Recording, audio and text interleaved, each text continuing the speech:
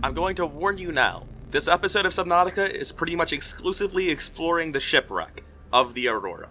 If you wanted to see something else, like a deep-sea exploration game that might be what Subnautica is about, you aren't going to find it today. Now, if you just want to see a montage of me tearing through a busted-up ship, I've got you covered. Hey everyone, welcome back to Subnautica. Since we're going to be going for 100% of the scans, I figured I'd start showing off the interesting things that I find in the scans along the way, since I'll actually be reading through them. So the first thing I find kind of funny is that the sea moth has a motto. It goes anywhere but land. And A, that's a shit motto in general, but B, sadly I expect to prove that wrong at some point. But I mean, it's fine, the sea moth is cheap, we'll just build another one when we inevitably beach this one. Next up, some fun things about the animals I've scanned. The bladderfish has basically no defense mechanisms. It stays alive by being made almost entirely of water, air, and bone, so nothing wants to eat it, because why would a fish need any of those things? The mesmer, of course, is just a fantastic creature. Very cool design. I love that the mesmer's description actually is affected by your hypnosis. It just sort of trails off until it gets to the point, assessment, draw closer. Plot-wise, we have found one thing so far. We found the Degassi crew manifest for Bart Torgal, which isn't something that our ship would have any reason to have. And lastly, we have the LifePod 3 crew log, which I'll play for you as I show off my incredibly sparse shit base. Really think it'll carry two of us? Your regular Seaglide tows a mass of 80 kilograms at over 30 kilometers an hour. The power cellar rig to this one should double that. You think there's something out there that's faster? Oh, sure. And that's assuming it doesn't overload 3 meters from the LifePod. You're calm about this? I'm seeing the engineering problem. If I stop seeing the maths, I'll be terrified. So, as far as I'm concerned, that's an art piece. There's nothing wrong with that. And you'll also notice this is a mod that I didn't bring much attention to last time. This is the Habitat Control module, and it just allows you to change the beacon icon, name of, and color of your habitat. This obviously needs a cooler name than Habitat. I don't know, I'm a talentless hack. Ah, I can't fit the whole sentence, damn.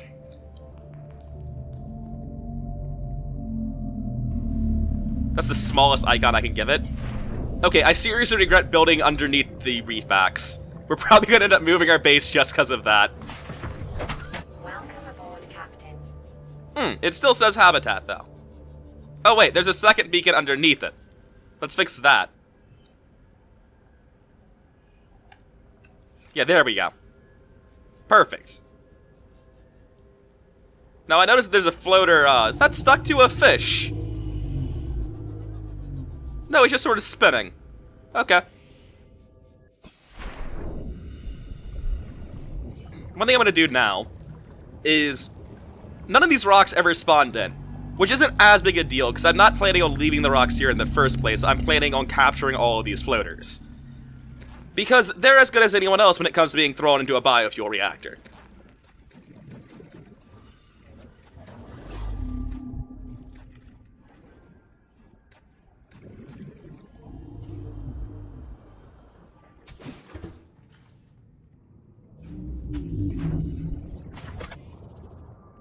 So I'm thinking I should just go and fix the Aurora right now.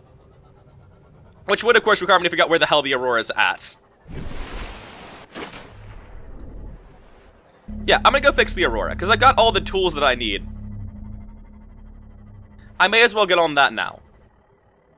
Once the Aurora is fixed, I'll be able to switch from my radiation suit over to the rebreather forever, and that will help me a lot with deep-sea exploration.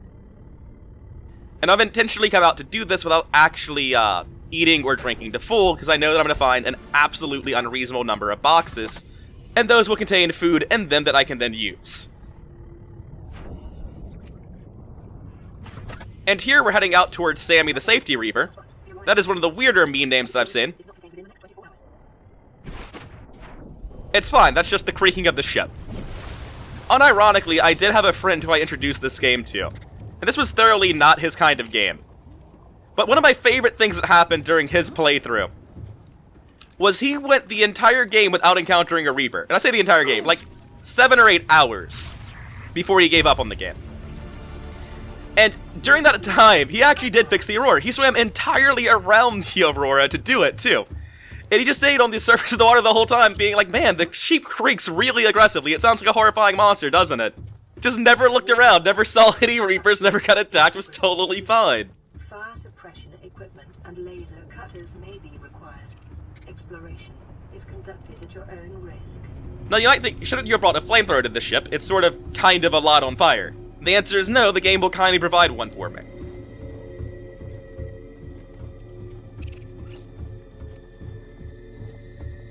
You also might wonder if I need the gravity gun. Caution. Scans show the digestive tracts of nearby life forms contain human tissues. And the answer is, of course not, that's optional. Really, all you need is the laser cutter. Well, you need other stuff, like you need the basic tools, but outside the basic tools, all you need is the laser cutter. And the ability to run faster than crabs, I guess.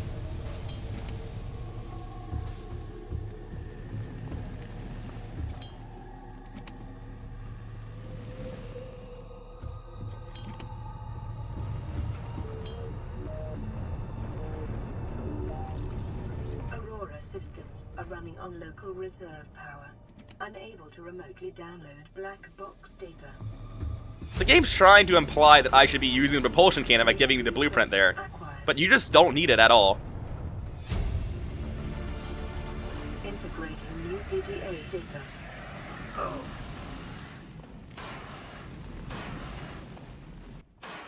I absolutely hate the fire extinguisher mechanics in this game. They're awful.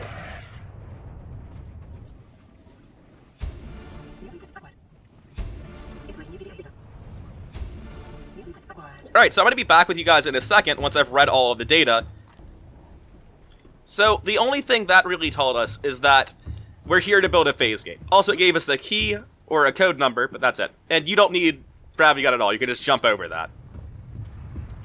I kind of wish you couldn't, I kind of wish the gravity gun mattered more, because I didn't use it at all in my first playthrough. Did I forget this as soon as I found it? Yeah, I did. Let's read that again. To the Aurora do not match any known offensive technologies. 1454. What I just put in wasn't even close. I'm not sure what just happened there.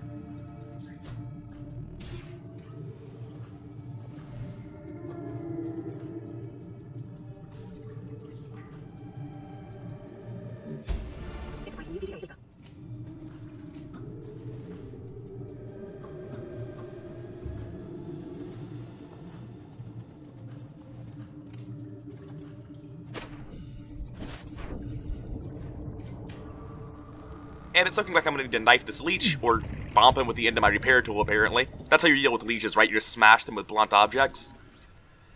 Anyway, I need to scan this. I don't really think about scanning. It's one of my goals is to get all the scans in this playthrough. But I think about playing optimally, and scanning this isn't optimal. It's completely and totally optional, so it just doesn't cross my mind. I really need to work on scanning. I need to do it a lot more often than I have been, because this is like the third animal I've scanned or something.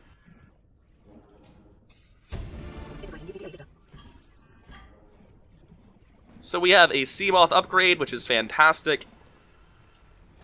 Because we want to make them ourselves for quite a while.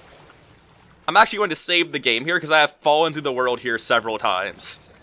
And you know what? That reactor room is... I was going to call it a bad minigame. It's just a tedious series of tasks. It's not even a minigame.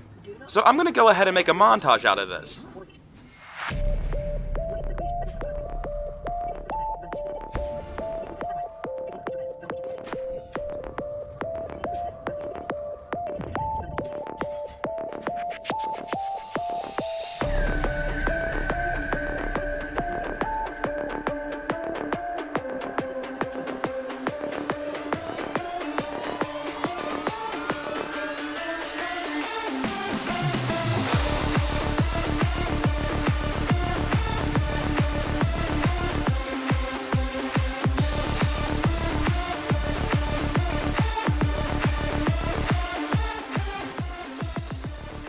Thank Christ, we're done. God, that was tedious and unnecessarily close to dying. Almost dying there's a bit embarrassing. Okay, so with our actual mission objective done, we still have a lot of exploring to do. And I suppose I didn't need the laser cutter to fix the Aurora, I only needed it to explore the rest of it. But still, there's some very important stuff in the rest of the Aurora.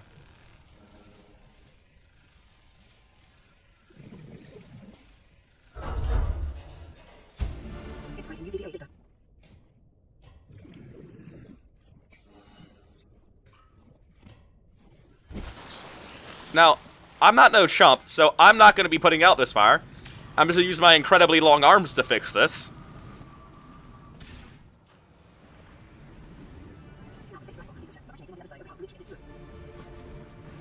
This is really not a prawn suit fragment. This is just an entire prawn suit.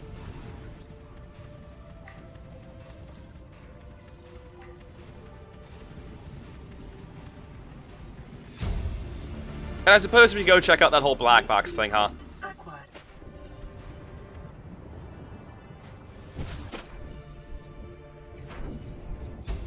Integrating new PDA data.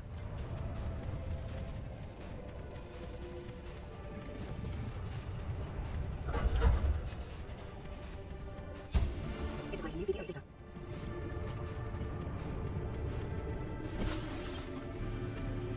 And I don't need to get rid of this, but I'm going to just in case. Yeah. I can also just run through it like an idiot. That'll work. Because, I mean, really, who needs first aid kits? You have infinite, right? I'm going to check through all the new stuff I've found, make sure nothing interesting has happened. The prawn suit. It's got you covered. Altera has terrible mottos, man. These are awful. And here we find out why we had the crew manifest for Bart Torgal, is because the Aurora is actually being sent on a search and rescue mission. It's why they're diverting to this planet to begin with. We also established that there were 25 life pods, and that we were shot down by something. Here's a cute little text adventure. You can pause and read it if you want to.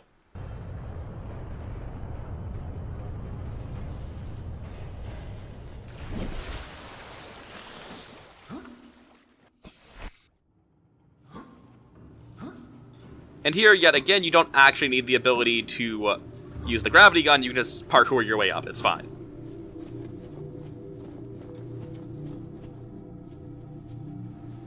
The Aurora is an absolutely fantastic source of food, water, and most importantly, batteries in the early game. If you come here early, you'll be set on pretty much all fronts for quite a while. And this is also the reason I just made sure to come here with an empty inventory. If I had a full inventory, I wouldn't be able to carry all of this food, water, and batteries, i.e. the things that keep you going. The things you actually need and care about. New blueprint acquired.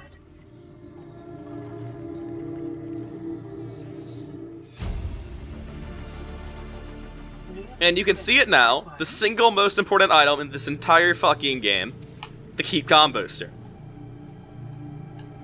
Oh, my inventory is already full. That is unfortunate. Integrating new data.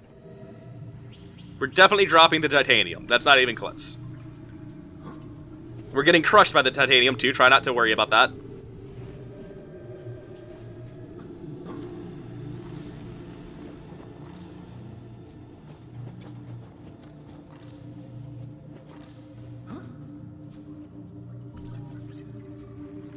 I find it fascinating that our datapad doesn't come with information on how to build a bed.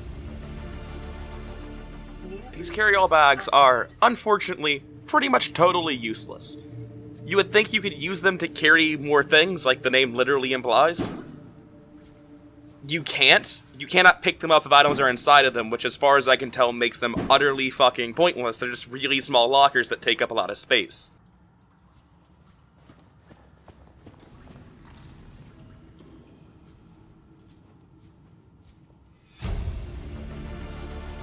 Integrating new PDA data. Listen, I know I don't have the right to make demands of you, but I need you to understand that I want to change our arrangement. I hear what you're saying, and I will try to respect it. How would you like to change it? I would like to reduce our contact hours. How much further can we do that? To 0. You're dumping me. I'm changing the terms of our relationship. How is it still a relationship if we don't see each other? It's a relationship of a kind. You have so many expectations. I feel you just want to spend more time with that dumb guy in his dumb robot suit. That's not a feeling. It's a judgment. And I feel hostility in what you're saying. Perhaps your jealousy is a sign that you need to take another look at your business model. Why can't you just be happy for me? I am happy for you, and I'm happy for all the guys in the prawn bay. I'm just not happy for me. This is why I want to change our arrangement. Integrating new PDA data. But can you really blame her for going to the guy with the prawn suit instead of whoever she was talking to that didn't have a prawn suit? I mean, that's an easy decision, right?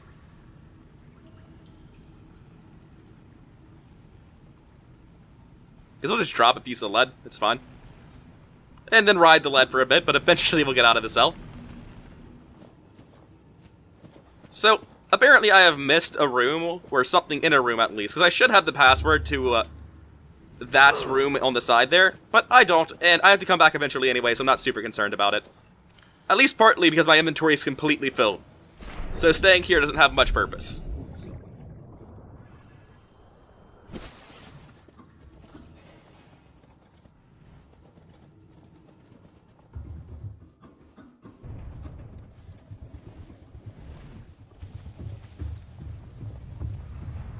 And just like that, barring any fatal Reaper accidents, we're back outside.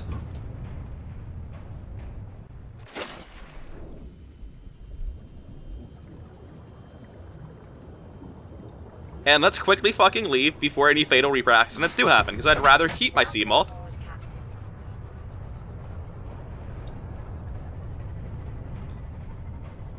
I'm pretty sure that as long as I just don't ever look behind me, wherever Sammy is, he's not going to catch me. But I'm not big on hanging around in Reaper Leviathan territory in the pitch of night, because I can't see anything right now. Speaking of not seeing things, though, I can't see the icon for my habitat. Also, there is a life pod right here. So let's grab this before we actually go to where we're planning to go.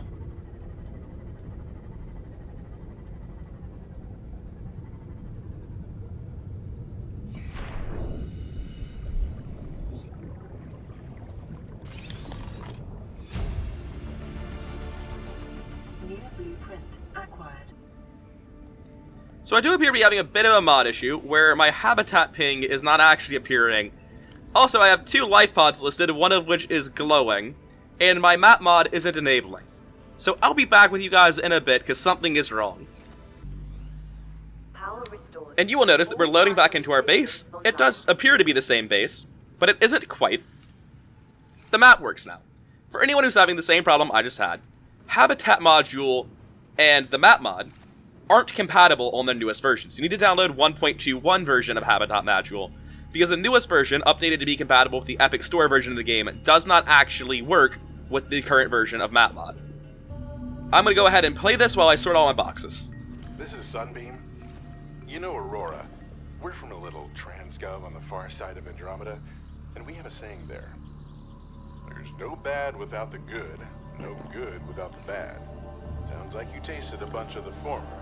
That only means you're overdue a whole lot of the latter. Might just be we're in. We're scanning for somewhere to park. We'll be in touch when we find it. Sunbeam out.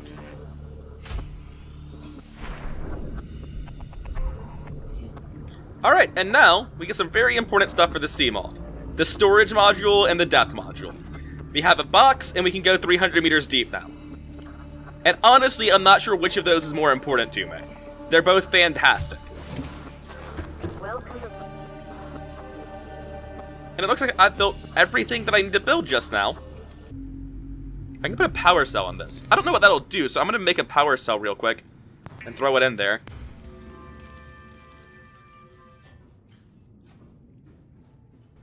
Oh shit, that's incredible. This will provide temporary power in case I actually run out.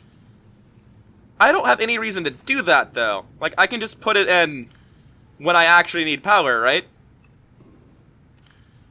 But that's a really cool thing. I didn't think that was going to be a part of this. So I can have emergency power now. That's awesome.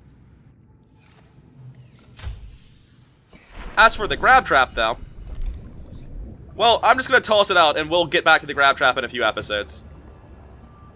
Once it's caught more fish. Or maybe we'll get back to it in like a couple of seconds. God, crab traps are stupid.